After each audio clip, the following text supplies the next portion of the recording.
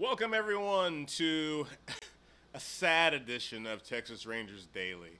I feel like I should start this off, kind of more mellow and more remorseful than normally because the Texas Rangers got swept by the Miami Marlins, and that's it, guys. That's it. I hate to be the bearer of bad news, but it looks like even though mathematically I believe there's still a chance that something happens, it's time to put the 2025 season to rest, and we're going to do that tonight, here, or today, or whenever you're watching Texas Rangers Daily. Hey, I'm Chris with a positive C. I'm still got a smile on my face because, life is good. This is TRD, and I'm going to try to be, my same energetic, upbeat self. I'm going to try to, even though, talking about the ending of the 2025 season isn't really the happiest moment, isn't really the happiest thing, but I did find some happiness. I did some. You will see my happiness right here. This right here is a little drawing that my girlfriend's daughter did for me. It's not really a drawing. It's more of a coloring or whatnot, and it was left on my computer area and whatnot, and it's a sad time to be a Rangers fan, and now me being kind of in the media, following the Rangers more closely with specifics. It's even more sad. But little things like that really bring happiness, and I just want to start out Texas Rangers Daily today by giving out that kind of positivity and happiness. Even though the Rangers may be struggling and their season may be over, life can have those good positive moments like that. So don't take sports too hard. It's hard work doing this show because I gotta look up so much stuff, right? You're gonna see some of the hard work today because today we're gonna start with the weekend wrap. The minor league awards were, I think they were given out earlier in the week, or at least said, and so we're gonna go over those. I will eulogize the 2025 Texas Rangers in my own special way, the only way I know how. And then I will give you a positive spin. Yes, more positive spin. And this one's going to be about what Texas Rangers Daily will do during the offseason. So our offseason plans, talking about the Rangers offseason plans. But first things first, got to clean up the weekend wrap, and the weekend was disappointing. A very disappointing sweep from the Miami Marlins. That was the worst case scenario. You could not get a more worst case scenario. In fact, that's Murphy's Law. Everything that can go wrong will go wrong, and that's really what happened. The very first game, the Rangers had to use 8 pitchers, and that's just not what you really want to do. It was like that was an elimination game for Boch, and yeah, we'll go over it right now. In fact, Friday was a 6-4 loss. The only saving grace of that entire game was the fact that Tyler Mahle played and pitched very well. 4 2/3 innings, 6 strikeouts. But that only really did good for Tyler Mahle because he might get another start, he might not. But that really only did good for him as he goes into free agency. The Rangers, like I said, used 8 pitchers, and the last one used was Patrick Corbin, who's been doing so well as a starter, who has really been like your most, I can't say most consistent because Jacob deGrom has been very consistent, but there's something about the way Patrick Corbin has gone about his business all year to where I actually feel bad he was put in this position to almost close out a game. Gave up the booty immediately with a double, and then he gave up another double, and he gave up a single. So 3 runs scored, and that was all she wrote. 6-4 in extra innings. Rowdy Tellez gets a home run. So Girthquake cometh. Saturday. 4-3 loss.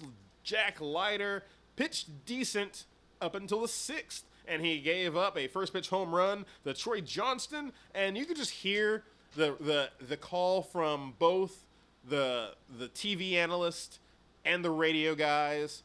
The life was getting sucked out of this team, absolutely getting sucked out of this team, and you could just tell that Boch pretty much had it too, because he got ejected in the 8th.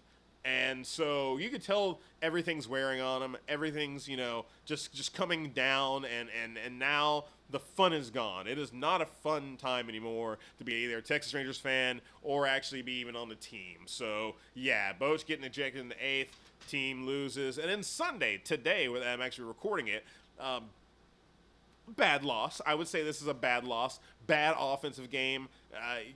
4-2 Rangers. I think this just put the Rangers out of their misery. I think that especially with the way that the team played in this game specifically, I think shows you that whatever run they were on with those, I think, 6 straight wins was not sustainable with what they have without Corey Seager hitting or in a lineup hitting at all. Without Adolis Garcia being effective, without the main cogs in your lineup doing what they needed to do, you relying on, lightning in a bottle a lot, and that's pretty much what happened. And Merrill Kelly, I'm going to stop down and talk about Merrill Kelly really quickly.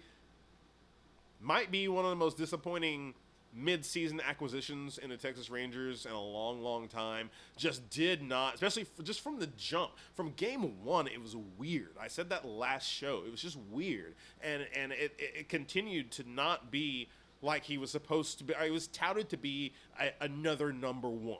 And that's not what we got from Merrill Kelly. We did not get that, and especially at times when we needed Merrill Kelly to be a number one, he was not. And so, yeah, we got to think about that going into free agency because he is also a free agent. The one upside, there is an upside to this situation of the Rangers getting swept. Jacob Latz looked great as a reliever, which just shows you how absolutely important that arm is to the future of this team. Whether or not he's in the bullpen, whether or not he's in the starting rotation, Jacob Latz, even as a 29-year-old, is going to be a factor in the way the Rangers build the rest of their rotation and bullpen. It needs to be. Maybe the powers that be don't see it that way, but I see it that way. He needs to be a main cog. That was difficult. And this is going to be difficult too. This is actually going to be pretty difficult because we need to say goodbye to the 2025 season. And I'm a public speaker by heart, and so I'm not afraid. So what do they say? The number one fear of people is public speaking. So then number 2 is dying. So you'd rather be the person giving the eulogy than in the coffin. I would totally rather be giving a eulogy. And so, as you see right here, I am going to give the eulogy for the 2025 Texas Rangers season. I feel that this is a good way for, if you're watching this as a Rangers fan, to just let go. Just let go. My friend Daniel Wayne Brown in our old shows, The Boys, he did this for the Dallas Mavericks season one year, and it was amazing. So I'm going to try to see if I can, match at least a little bit of his passion and his way with words, too. He's a good wordsmith as well. So today was a day most of us feared would come, but few of us were ready to accept. Today is a day many of us saw in our future, but predictions could not foresee the hurt we would still feel. The high hopes from April were dashed as soon as we heard that Evan Carter was going to start the year in the minor leagues, and we held our heads above water as Jock Peterson drowned with one of the worst starts to a Major League Baseball season. And as the heat rose, we expected the production to as well, but the core of our Rangers appeared to be missing that life, that spark, that will to dream something more that made them champions in 2023. And while we were blessed with strength from our arms, with intellect from our manager, and the heart of our D, it wasn't until our backs were against the walls and the little rascals led the way that we felt in control. But now, our destiny is not in our hands, and as we look back and think what could have been, all we can say is better luck next year.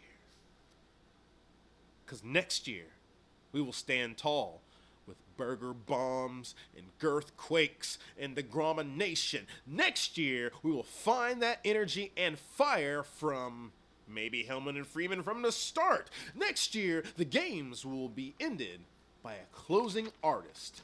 Next year, the trade deadline will send shockwaves through the league as CY makes an effort to solidify a team that can create postseason magic. These are just my beliefs. And as we bury this season and prepare for the next, I say we bow our heads and say thank you to the Little Rascals one last time.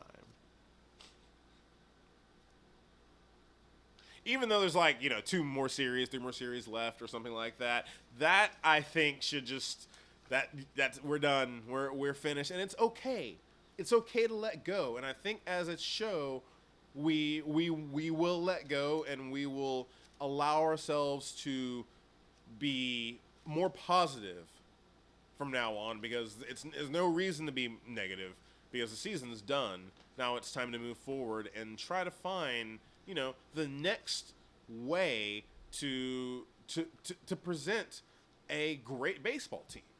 And I think that's the effort that Chris Young will have during the offseason, and we will follow that. But we'll get to how we're going to follow that in just a bit. But now, a little bit of fun, as we say hello, Cody Freeman. Hey, Cody. Yeah, he is the Tom Grieve Player of the Year in the minor leagues. Yes, it's the minor league awards, and Cody Freeman, who is a part of the Little Rascals, has been very good up here at the major league level. I mean, he's done his job. He is the Tom Grieve Player of the Year. He was among league leaders in the Pacific Coast League in batting average, slugging percentage, total bases, on base percentage, hits. So there's a reason why he won it. It's not just a, hey, this guy's up in the majors doing great. He was killing it in the minor leagues. He was only the 24th ranked prospect. So what that says to me is that, one, the Rangers farm system is nice and stacked, which is good. Good stacked farm system is a good thing to have. But two, whenever he comes up next year, that number's going to move up, and then in spring training, there's a good possibility he starts in the majors. I think there's a good possibility that he starts in the majors, because he's not among those top prospects that, I actually think needs more playing time. So when you're dealing with prospects, it's weird to me, because you don't want the really, really high prospects up sitting on the bench. You want them getting more at bats. I think with a guy like Cody Freeman, I think he's proven that, he can hit minor league pitching. There's no reason for him to get more at bats down there. Stay up in the majors. Marcus Semien sometimes gets hurt. Keep him around. Let's see. David Davio. Oh, yeah. One more thing on Cody Freeman. This is his second year winning an award. Last year, he won the 2024 Defensive Player of the Year. David Davio, Pitcher of the Year, only 22, went 6-4 this year with a 2.44 ERA, 84 innings pitched, a sub-1 whip. That's great. And a .14 opponent's batting average. People weren't putting the bat on the ball, and if they were putting the bat on the ball, they weren't getting hits. And he was named Pitcher of the Month back in May. He, unlike Cody Freeman, pretty high prospect, a number 7 on the Rangers prospect list. So expect him to, at least break camp with the big league club. Eric Loomis, reliever of the year, 2024 draft, so he just got here. 2.77 ERA, only gave up 2 home runs in 39 appearances. Won the South Atlantic League postseason award, which is great postseason pitcher of the year, all-star award. He did good at the biggest times. That's really what that shows me. And he had the record for lowest walks per 9 in the high A history of the Texas Rangers. So that's pretty good right there. I'm not going to pretend to really know defensive metrics, so I'm not going to give you a bunch of numbers on Yermi Cabrera, but he's the Defender of the Year in the minor leagues. And Cal Stark. This is a cool award. It's called the True Ranger Award. Started in 2019. It's for a player in the minor league system that not only exemplifies what it means to be a Ranger on the field, but off the field. So he had a tremendous season. He's an undrafted free agent. He's from Arlington, and apparently he's a really, really good guy. So thank you, Cal Stark, for being a true Ranger. And maybe, hey, I can find a True Ranger interview segment sometimes. Maybe I'll give my own True Ranger award here on Texas Rangers Daily. And speaking of Texas Rangers Daily, because that's the name of the show, time for a positive spin here in the Texas Rangers Daily. And I got to give you, it's going to be kind of a more of a bookkeeping positive spin, because there's going to be things happening differently now that the season's winding down, and there won't be series to break down. I know, so sad you won't be able to hear me talk about box scores. That sucks, right? But we will be still having a lot of fun here on Texas Rangers Daily, and here's the plan. Here's a kind of a little layout on how the offseason will go here at Texas Rangers Daily. We'll be doing a complete 2025 season dissection, because this show just started at the tail end of 2025. You'll get a lot of my opinions from what I had early in the year to what's going on now. We'll do a batting order and pitching rotation, bullpen by the number segments. That's really the more nerdy time I will get into numbers, because I really like the fact I can break down on StatHead. StatHead, if you really love baseball stats, StatHead is great. I really love the fact that on StatHead I can break down the batting order and look at that, and that's something we're going to do. Key stretch breakdown too. Going to look at 20-game stretches, a few of those during the season, see what went right, what went wrong, and we'll do a few of these. We won't do a whole bunch, player-by-player breakdowns. I'm not really into those as much as I am getting a team dynamic when it comes to it, but it's Texas Rangers Daily. There's a lot of shows, so we'll be doing some player-by-player breakdowns. We'll also be talking about the staff, some staff discussion. Bochy, if he stays, if he doesn't, who's going to replace him, who I want to replace him if he does go. And also, we need to break down the question of, is Chris Young actually doing all he can to help this team, or is he hamstrung a little bit? I think that a few people in the media have talked about Ray Davis as an owner and maybe being a little, a little short in his pockets, you know what I mean? Not reaching in there is deep. So we'll talk about that. And then also we got to talk about the future. So we'll go over the top 20 prospects, of course, keep them or axe them, which is a fun little thing where we talk about the free agents, of the future and coming in, who we want, who they need, because I think that's two different things: who I want, who the fans want, and who the Rangers actually need to come in as a free agent, and all hot stove rumors I can find and muster. Finally, I know you guys have loved the Throwback Thursday segment, and you're wondering, wait, how many more seasons can we do? Well, we're going to do a lot of them. We're going to do a lot of throwback seasons, but here's the thing. There's a few of them that I just really want to go over right now that I think really stand out, and that we will definitely be hitting very soon, actually. One's the inaugural team, 1972 Texas Rangers. We'll be going over the first 90-win team. That was the 1977 Texas Rangers. The first year of Juan and Pudge Rodriguez in the lineup together, 1991. 95, the first year of the ballpark in Arlington. 97, the lost year, which is the year in between back-to-back West Championships and the first West Championship in 96. 2001, the last year of Johnny Oates. The first year of A-Rod, and I think the first year of the modern doldrums of the Texas Rangers. 2002, the next year, was like this crossing of generations, because you had guys like Hank Blaylock and Michael Young sharing locker room with Pudge and Juan and Rafi and so many other just players that were, almost like crossing and going. It was an interesting year. Of course, we will go over the 2023 year, the World Series year. It's kind of been talked to death, so I don't want to go too much into it. And then 2022 is actually the year I'm really excited to talk about, because that is the year that this core actually got together, and we're going to break that down. Finally, interviews. I have the ability to talk to some people who have been following this team this year, years prior, very deeply. Fred Davis, Zach Wolchuk, and Eric Chiafalo from the flagship station 105 through the Fan.